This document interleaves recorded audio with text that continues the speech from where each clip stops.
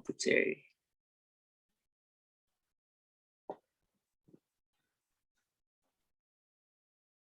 Ya, record dah. Oke. Assalamualaikum, Mas. Waalaikumsalam. Gimana kabarnya, Mas? Baik, alhamdulillah. Mas gimana kabarnya? Alhamdulillah, Mas. Oh ya, Mas, minal aidin wal faizin, Mas ya. Oh iya, minal aidin wal faizin. Oke, Mas. Jadi gini, Mas. Kenalin dulu, namaku Fareza Livian dari Sosial Ekonomi Pertanian, jurusan Agribisnis di Fakultas Pertanian Universitas Brawijaya. Nah, jadi gini, Mas. Bakal ada beberapa pertanyaan yang bakal aku ajuin ke Mas terkait UMKM yang udah Mas dirikan, yaitu Sate Sebaya. Gitu, Mas. Oke, boleh. Jadi Banyak nggak gini, pertanyaannya? apa Mas? Pertanyaannya banyak nggak? Waduh, aman kok Mas, nggak terlalu banyak. Gampang-gampang Oke. kok Mas, tenang-tenang.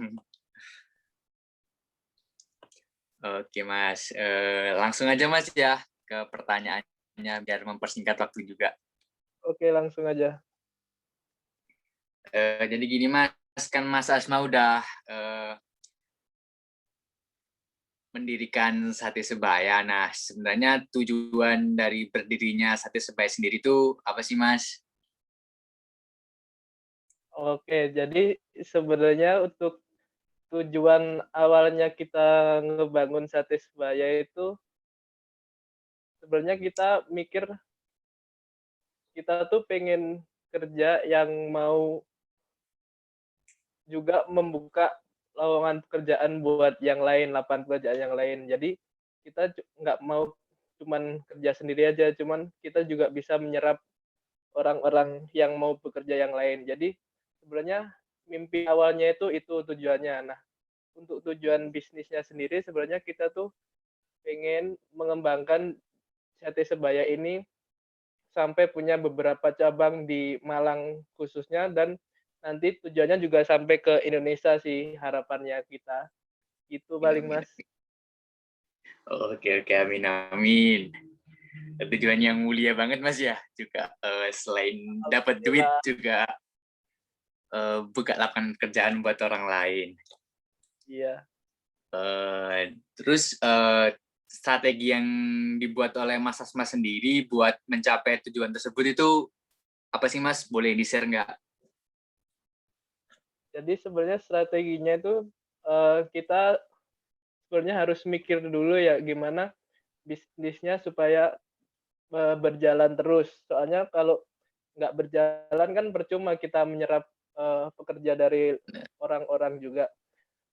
Nah, supaya gimana caranya berjalan, ya kita harus bisa kontrol, kayak misal kontrol produksinya atau kontrol keuangannya supaya sehat.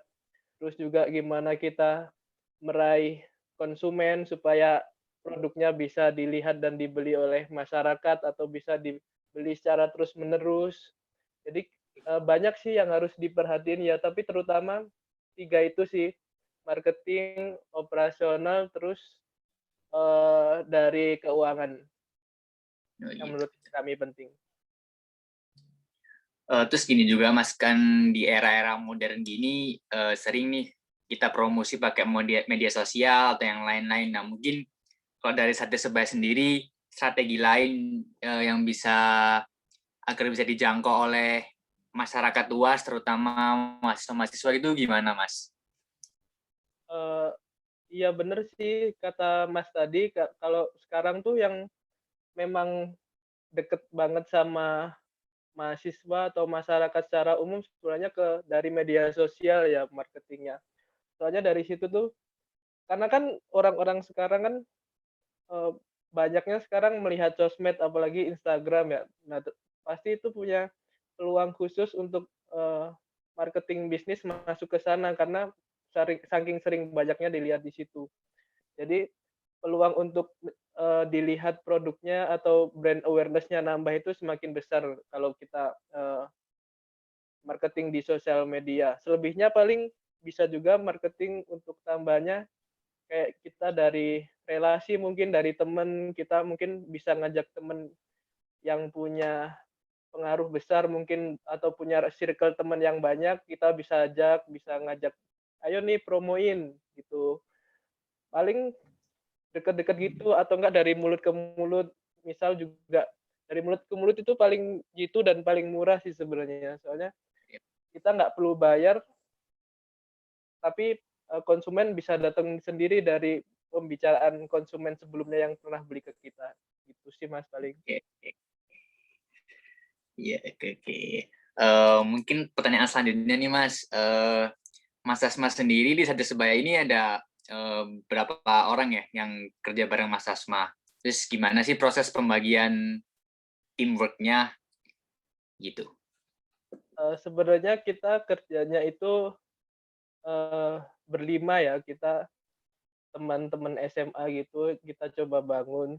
Nah, untuk pembagian, kerjanya itu harus ada pembagiannya juga sih, yang tentunya yang harus ada itu satu untuk, leader-nya, untuk mengatur yang lainnya. Terus untuk yang lain sisanya juga untuk diatur masing-masing untuk divisi, untuk operasional, untuk marketing, terus untuk pengadaan bahan-bahan juga itu kita bagi-bagi berlima. Jadi supaya ada yang megang, ada yang bertanggung jawab untuk setiap divisinya gitu, Mas. Fisiknya benar-benar. Jadi tiap departemen harus berkoordinasi dengan baik ya Mas ya. Ya Nah, betul. mungkin gimana sih cara departemen di bagian yang ada di Satu Sebaya itu untuk berkoordinasi, terus mungkin apakah ada kendala dari anggota-anggotanya yang mungkin nggak bisa menyesuaikan diri atau mungkin ada masalah yang lain, ini Mas? Mhm. Mungkin kalau, untuk koordinasinya, kunci utamanya yaitu komunikasi ya, Mas. Karena Ya, dengan kita bisa komunikasi antar divisi atau kita mengadakan, eee, jadwal rutin mingguan atau harian untuk meeting bareng, itu bisa tahu tuh permasalahan tiap divisi apa, terus apa yang harus kita lakukan, terus, ada hambatan apa nih di setiap divisi, apa terus apa juga, yang harus solusi yang harus dilakukan. Paling ya itu Mas, terus komunikasi terus untuk, mungkin ada, satu divisi yang tidak perform atau tidak atau punya hambatan sendiri, paling ya harus memang diomongin bareng-bareng sih Mas, memang memang komunikasi sih yang paling penting untuk teamwork ya. itu. Oh ya Mas, menyambung dari pentingnya komunikasi kan tentu harus ada seorang leader. Di sini kan kita tahu Mas Asma sebagai leadernya dari Satu Sebaya ini. Nah, Mas Asma sendiri gimana sih cara mengontrol para timnya, para anggotanya ini? Gimana sih cara Mas Asma untuk mengevaluasi dan memantau dari para anggotanya yang bekerja gitu, Mas? Oke, jadi kalau di kita itu ada namanya evaluasi mingguan ya. Jadi setiap hari Minggu itu kita, eee, berkumpul dari masing-masing penanggung jawab divisi untuk ngobrolin, apa yang sudah dilakukan selama 1 minggu ke belakang dan apa yang akan dilakukan selama 1 minggu ke depan. Nah, dari situ kita bisa lihat, atau kita bisa juga kontrol apa yang sudah kita capai dan apa yang mau kita capai lagi ke depan, gitu, Mas. Oh gitu, oke, oke, oke. Balik lagi ke awal sih Mas, kan sebelum Mas mendirikan usaha ini pasti ada nilai-nilai yang uh, ingin Mas Asma tunjukkan dari Satu Sebaya ini. Nah mungkin bisa di-share nggak sih Mas nilai-nilai inti dari Satu Sebaya ini tuh apa? terus bagaimana pentingnya nilai-nilai dari perusahaan itu buat kelangsungan dan juga buat konsumen juga. Oh iya, sebenarnya nilai yang kita harus jaga sampai akhir itu sebenarnya, eee, kualitas itu segalanya ya, Mas. Soalnya dengan kualitas itu yang kita bisa jaga, kita juga bisa menjaga kepuasan konsumen yang telah membeli produk di kita. Nah, na nantinya kepuasan itu akan mereka bawa atau konsumen bawa sampai nanti atau bisa ditularkan melalui mulut ke mulut ke orang lain, dan itu akan membuat, besarnya brand kita itu sendiri nantinya. Jadi, kuncinya itu dari kualitas itu sendiri yang harus kita jaga, dan nanti kita yakin apabila kita menjaga kualitas itu, kita akan berkembang ke depan secara perlahan Hmm, atau secara signifikan nantinya. oke, oke. Ini sih aku mau pertanyaan khusus buat Mas Hasma sebagai leader di Sate Sebaya ini. Eh, Gaya kepemimpinan Mas Hasma dalam gimana ya, ya mengembangkan usaha Sebaya ini gimana sih? Cara Mas Hasma menjadi pemimpin, terus apakah efektif gaya kepemimpinan itu diterapkan buat Sate Sebaya ini?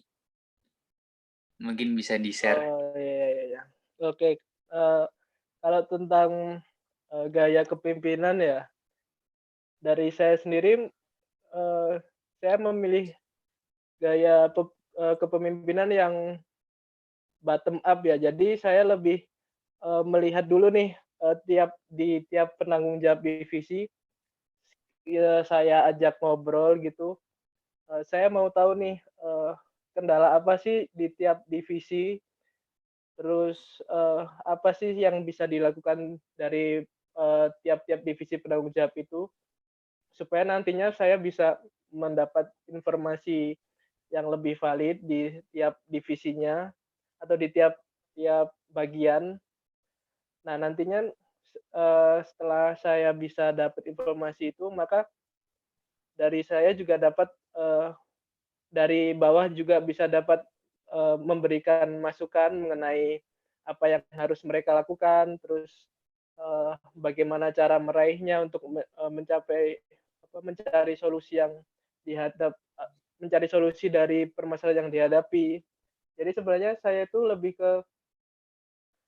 ke menyerahkan, lebih ke mendorong sih, mendorong supaya, penanggung jawab itu di bawah bisa tahu apa masalahnya dan bisa tahu nih apa yang harus mereka lakukan. Karena kan, kalau dari sisi leader, sebenarnya yang lebih tahu tuh dari sisi bawahnya ya, dari, penanggung Ya, ya. jawabnya masing-masing. Makanya saya rasa mereka tuh lebih tahu apa yang harus mereka lakukan. Dan kalau dari saya sih sebenarnya untuk lebih ke support aja sih, dan menganggap bahwa mereka itu juga punya ikut andil untuk perkembangan dari, eee, perusahaan sate ini.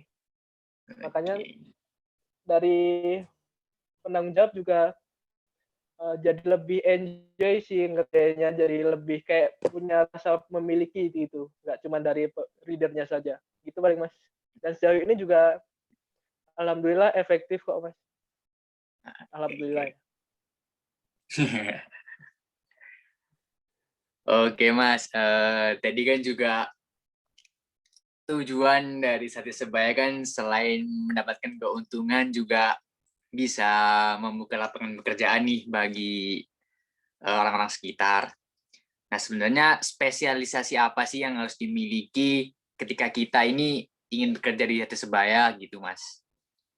Spesialisasi apa yang harus dimiliki oleh individunya ini? Gitu. Sebenarnya kalau kalau mau bekerja dengan kami sih belum ada spesialisasi tertentu sih ya, paling ya basic-basic aja sih kayak, ya yang penting tuh harus jujur, terus terus jujur, disiplin, Oke, tepat waktu, itu dulu sih yang utama paling, Mas. Untuk selebihnya oke. paling kan bisa dilakukan lebih lanjut waktu Oke. kita udah jalan. Untuk posisi sendiri Mas yang ditawarkan, yang ada di Sate Sebaya itu apa aja? Posisi bagian, bakar-bakar atau bagian kasir, manajemennya, nih apa aja mungkin Mas? Mungkin, di bagian, eee, kasir sih sama sama bagian yang masaknya gitu, yang bagian bakar gitu-gitu, Oke, oke. untuk karyawannya.